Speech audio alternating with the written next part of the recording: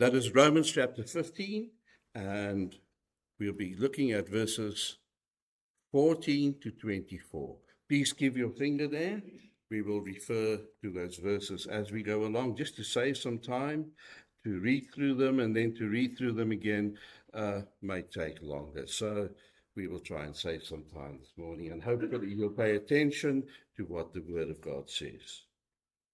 Can you remember the key word in chapters 15 and 16?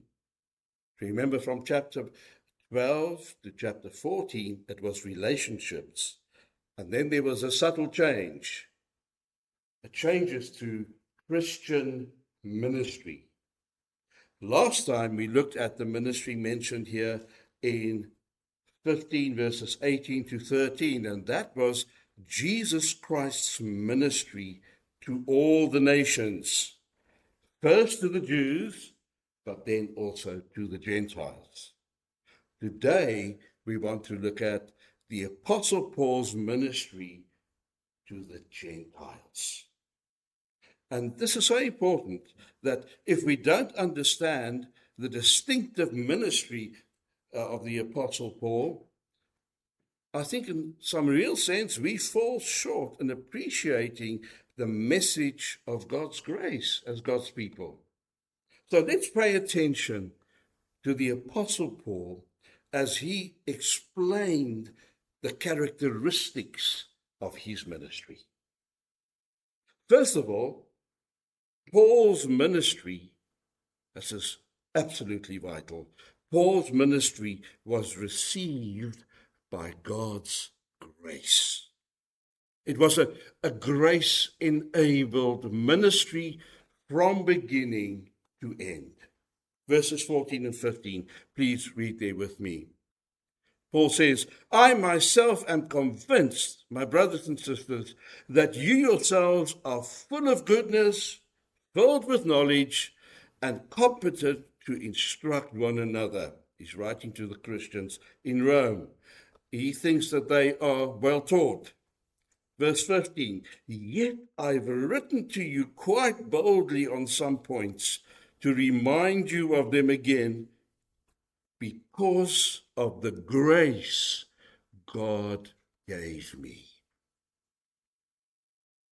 You'll remember when Paul was still Saul of Tarsus, a crusading Jewish rabbi, and I'm not exaggerating now when I say he knew nothing about God's grace. Yes, he knew God's law very well, but he was, as we often say today, still a stranger to God's grace. His saving grace, that is. He persecuted the church, that is Christians, believers in Jesus Christ. That is often what unbelievers naturally do with Christians. It just flows. They can't take believers, or they can't take our stance. But Paul took things to another level when he sought to destroy Christ's dear ones with all his might. And while doing so, he thought he was doing God a big favor. And it was only when he met Jesus Christ, the Lord of glory, on the road to Damascus, Acts chapter 9, that he experienced the grace of God for the first time. When Jesus said to him, Saul, Saul, why are you persecuting me?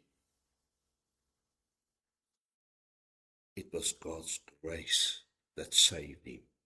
And it was also God's grace that called him to be a minister and a servant of Christ. And it was God's grace that made him an apostle to the Gentiles. He affirmed this in Ephesians 3 verse 7. He said, I became a servant of this gospel by the gift of God's grace given me through the working of his power. The gift of God's grace given me. Paul could serve in this very special way as an apostle. He was given this very special gift, preaching the gospel to the lost because of God's grace. And he recognizes that. He was saved by God's grace, and now God had called him and he enabled him to minister by God's grace. So whatever ministry any servant of the Lord may have, however fantastic they may be in their ministry, whatever ministry you may have, whatever spiritual gift you may have, any spiritual capability, that is as a Christian, whatever spiritual gifts you may have, it's because of God's grace.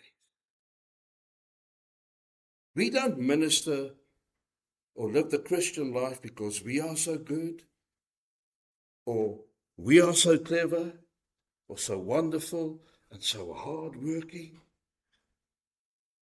We have what we have. You have what you have, especially in God's spiritual work, only because of his specific grace to you personally. The other critical thing we need to take to heart from this is Paul's ministry was also radically Christ-centered. Verse 16. Because of the grace God gave me to be a minister of Christ Jesus to the Gentiles, with the priestly duty of proclaiming the gospel of God, so that the Gentiles might become an offering acceptable to God, sanctified by the Holy Spirit. Now, Paul, very interesting here, used two different words in this verse 16 for ministry. Liturgos and Gerugeo.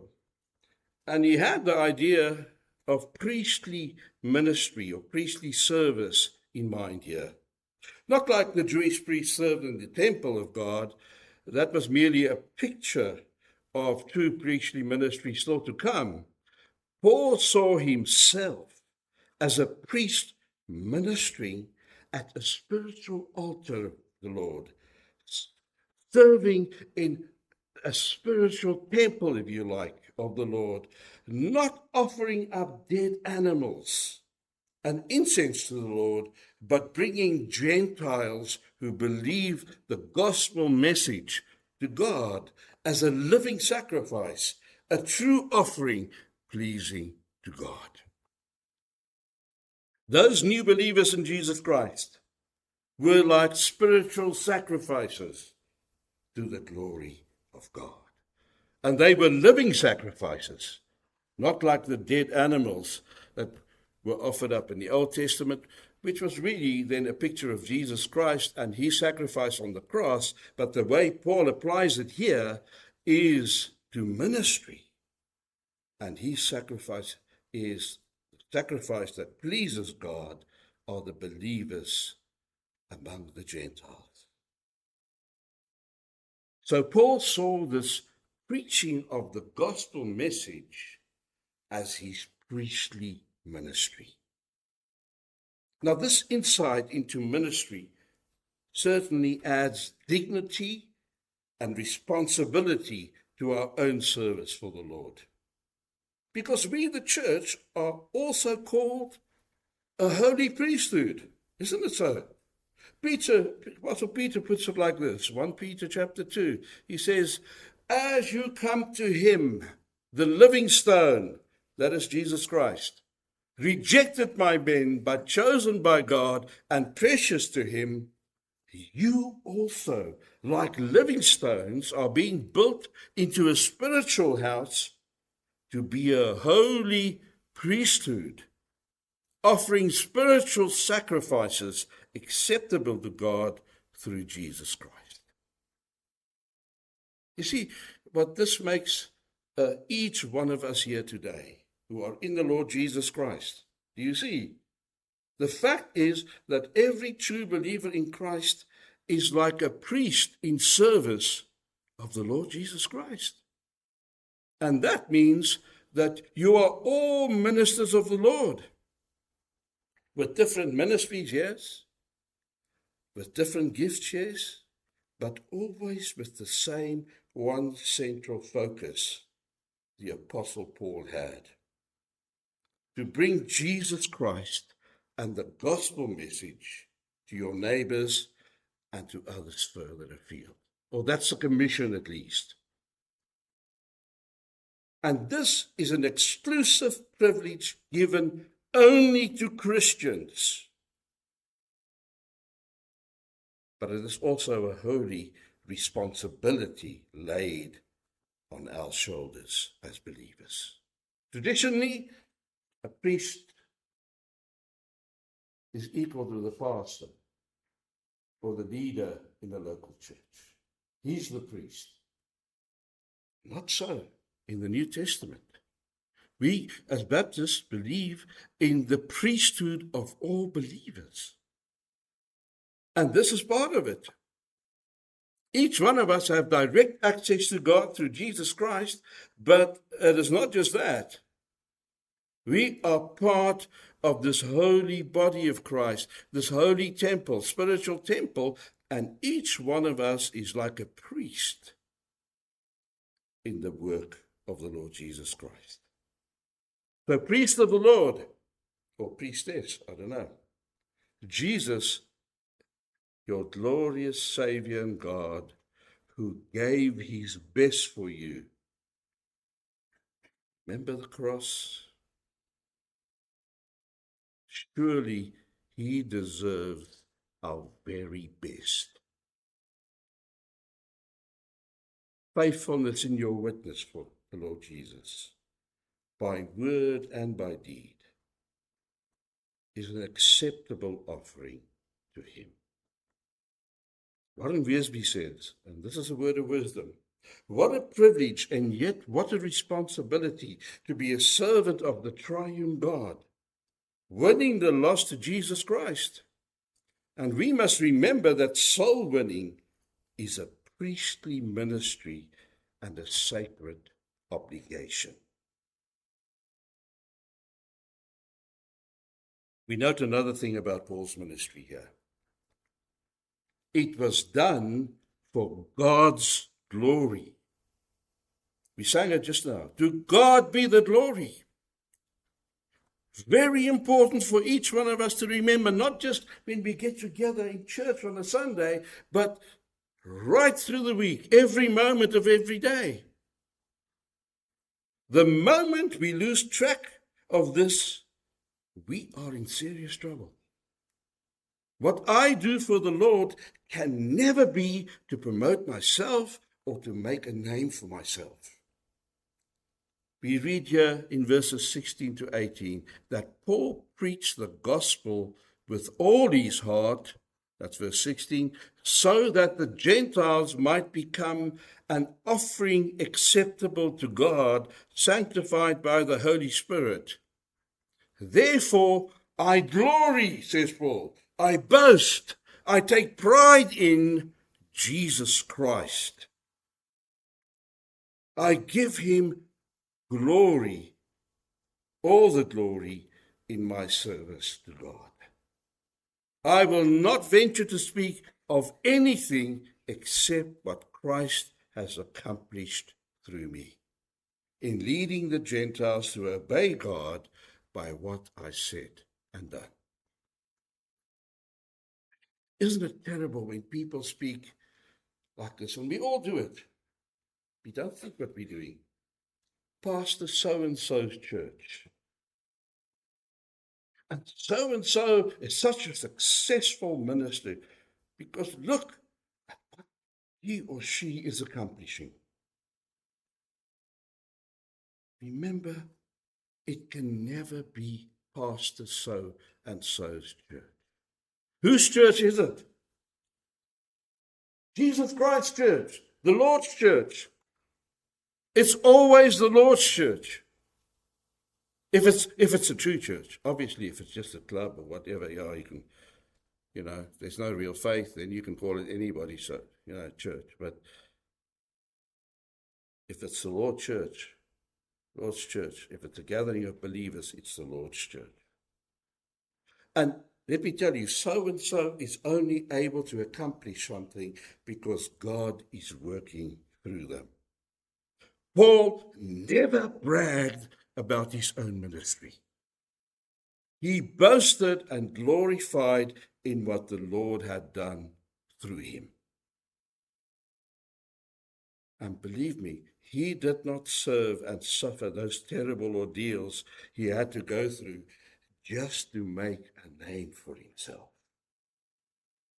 He had this higher purpose in mind. He wanted to bring glory and all glory, everything to Jesus Christ. He put it very well in Colossians 1 verse 18. And he, that is Christ, is the head of the body, the church. He is the beginning and the firstborn from among the dead, so that in everything he might have the supremacy. This is the aim. The ideal in any service and ministry for the Lord, so that in everything he might have the supremacy. Is this the aim of your life?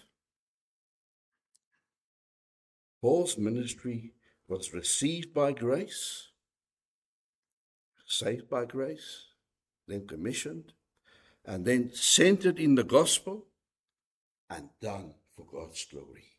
And now we see his ministry was done by God's power. Verses 18 and 19. Please read with me, follow with me in this chapter. I will not venture to speak of anything except what Christ has accomplished through me in leading the Gentiles to obey God, by what I have said and done, by the power of signs and miracles through the power of the Spirit. So from Jerusalem all the way to Illyricum, I have fully proclaimed the gospel of Christ. Now, one thing is certain here. The Holy Spirit empowered Paul to minister and to perform mighty signs and wonders. And these signs and wonders were given for a very distinct purpose, in a very distinct time in church history. They got people's attention initially, so the way was opened for the preaching of the gospel. And then Hebrews chapter 2, verses 3 and 4 also tells us that miracles were given by God to authenticate the messenger and the message.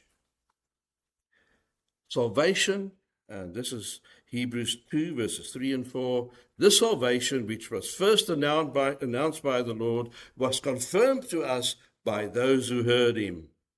That's the apostles. God also testified to it by signs and wonders and various miracles, and by the gifts of the Holy Spirit distributed according to his will. But I want you to see today that miracles by themselves can never save the lost. We saw it with Jesus in John's Gospel, John chapter 6, with the feeding of the 5,000. It was an amazing miracle. There was this whole crowd here. They say 5,000 men were there. Well, if you counted all the women and children, it's probably more like 25,000 people there. And these people were hungry. They were listening to Jesus.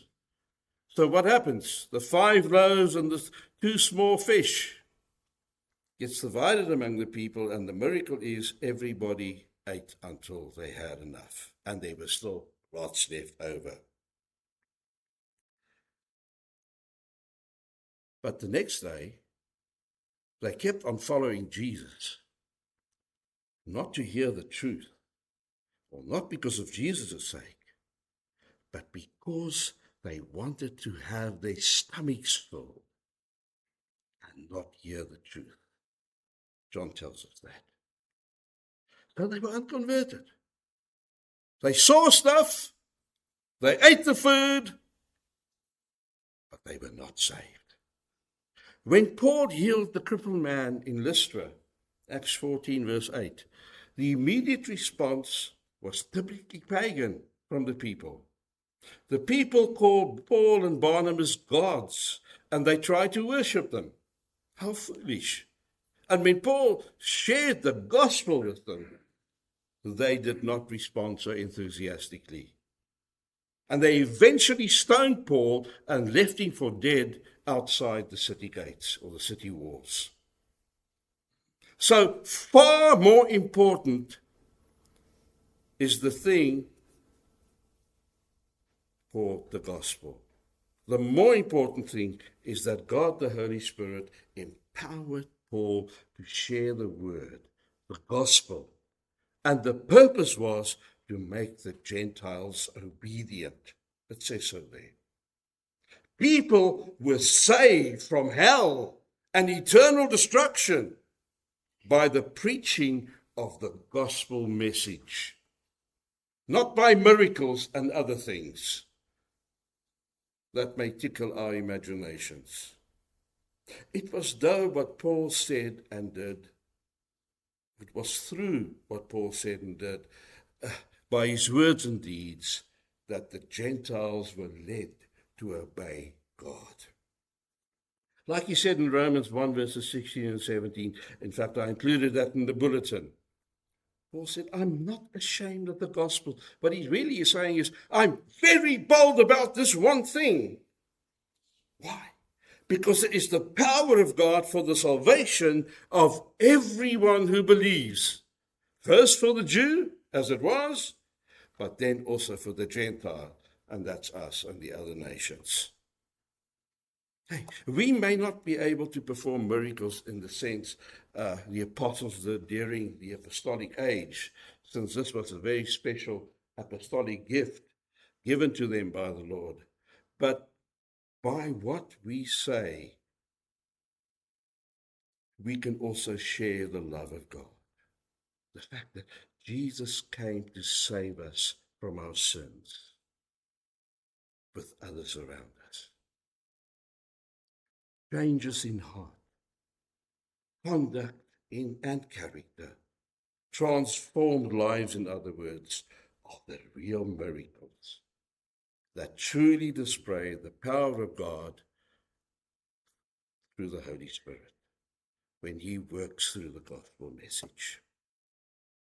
Then there's another thing here still. Write it down on your list. Paul's ministry was according to God's plan. Verses 19 to 24. So from Jerusalem all the way around to Illyricum, I have fully proclaimed the gospel of Christ.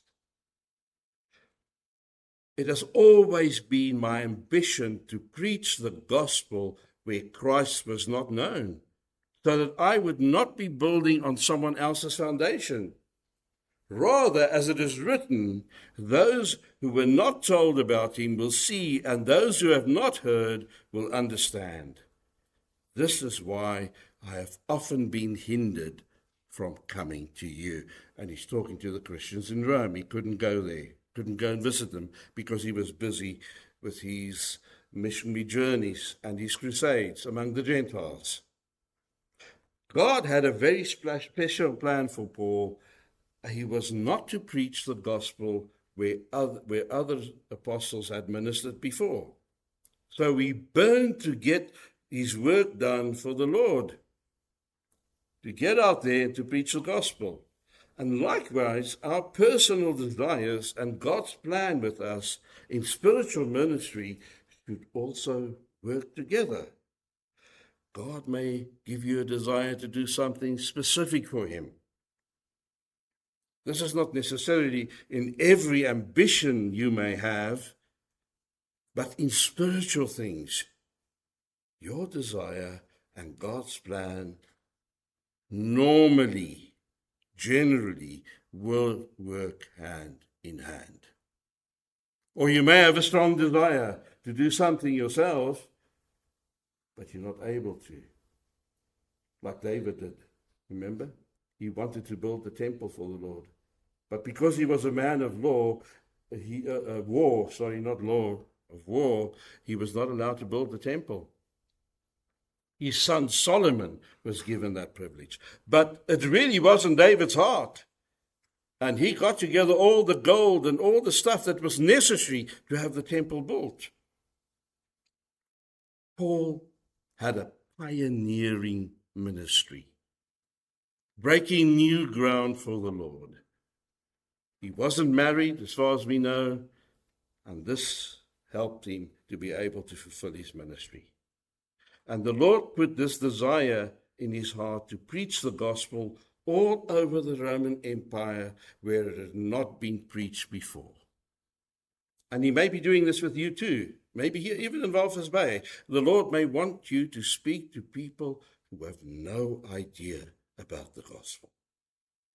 Now, we read here that Paul preached the gospel from Jerusalem all the way to Illyricum. This covers almost 2,800 kilometers. A vast area, especially when you consider how slow travel was in those days. There were no aeroplanes, there were no jets. They couldn't jet in and out of places like we do today. They had no cars like we have. Most traveling was done by foot. And the bad conditions of the roads and the dangers involved in traveling, we can, humanly speaking, appreciate the tremendous achievement of Paul's ministry, his missionary ministry here. Yes, he took to the sea and they had boats in those days, sailboats, but that was the most technologically advanced thing that they had. And we marvel even more here at God's grace that enabled Paul to perform this great task for the Lord. And 2 Corinthians 11 from 23, it gives us an idea what Paul had to go through in his lifetime. And this was mainly on his missionary journeys for the gospel's sake. He says, and he compares himself to the other apostles. He says, I have worked much harder, been in prison more frequently, been flogged more severely, been exposed to death again and again. 5 times I received from the Jews 40 lashes minus 1. Have you got any idea what that was about? 3 times I was beaten with rods. Once I was pelted with stones, meaning he was stoned. 3 times I was shipwrecked. I spent a night and a day in the open sea. I've been constantly on the move. I've been in danger from rivers, in danger from bandits, in danger from fellow Jews, in danger from Gentiles, in danger in the city, in danger in the country, in danger at sea, in danger from false believers. Oh, they had those in those days too. I've labored and toiled and have often gone without sleep. I've known hunger and thirst and have often gone without food. And I've been cold and naked. And besides everything else, I face daily the pressure of my concern for all the churches. It was only by God's grace that he survived all this. And it's because of his perseverance and others that we have the Bible today, that we have the gospel message today, that we can be saved. It's only God's grace that he survived all this and were able to minister so effectively. Likewise, God's grace will also keep you in whatever ministry he may want to use you in.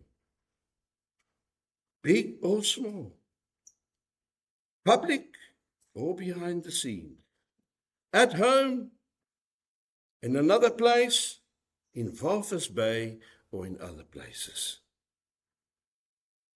And recognize this. Sometimes young people have this idea that, wow, to be a pastor. Hey, I want to be a pastor. That must be wonderful. you're doing God's work. He just blesses you, and the pastor just speaks and things happen. And he's got God's power. He's got God on his side. Any work for the Lord is, can I tell you the secret? Hard work. In fact, it's impossible to do, humanly speaking. But he will give you the necessary grace to do his work. Remember the well-known saying, God's will not take you where God's grace cannot sustain you. And this was certainly true of Paul's life. That was a saying Billy Graham used, and spoke to Uwe earlier on about Billy Graham and others. Now, it's not wrong to have a ministry built on someone else's labors for the Lord. Remember, in a real sense, the Lord Jesus also built on John the Baptist's ministry, and many of the apostles built on Jesus' ministry to the Jews. But it is also good to have a pioneering ministry, to take the gospel to new territories where it has never been preached before. And I believe there are such places in Namibia, maybe even here in Walvis Bay. And I also think Paul leaves us with an excellent example of what is involved in any true Christian evangelism and ministry. Lastly, we see it was also God's plan that Paul's ministry should be for the strengthening and upbuilding of the saints, believers, and the church. Verses 23 and 24. So in a real sense, Paul was also building on the foundation of others here. Let's read together verses 23 and 24. But now that there is no more place for me to work in these regions, talking about Asia Minor and the places he visited, and since I have been longing for many years to see you, that's the Christians in Rome, I plan to do so when I go to Spain. I hope to visit you while passing through and to have you assist me on my journey there, after I've enjoyed your company for a while. Now, the vast area of opportunity in other parts of the Roman Empire kept Paul from visiting Rome. But it was also true, it was also in his heart to visit Rome and then to move on to Spain and for further work, although there is no record that he ever did so, that he ever visited Rome or ever went to Spain. Whatever the case, Paul did minister and strengthen the saints in Rome through this letter. And the church in Rome was not planted by him. Tradition tells us Peter could have laid the foundations for Christ in Rome. It could also have been Priscilla and Aquila who started the work there.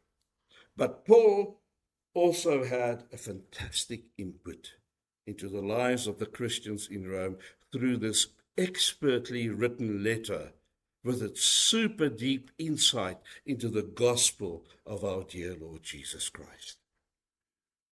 And Paul is also still ministering to us today by strengthening us and opening our eyes to the truth of God's grace. The priests of the Lord Almighty, that's every single one of you today, you here today, who are a true believer in Christ.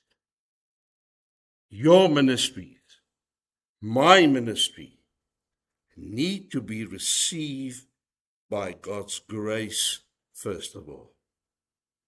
And if you're a Christian, obviously, you've received the grace of God in salvation.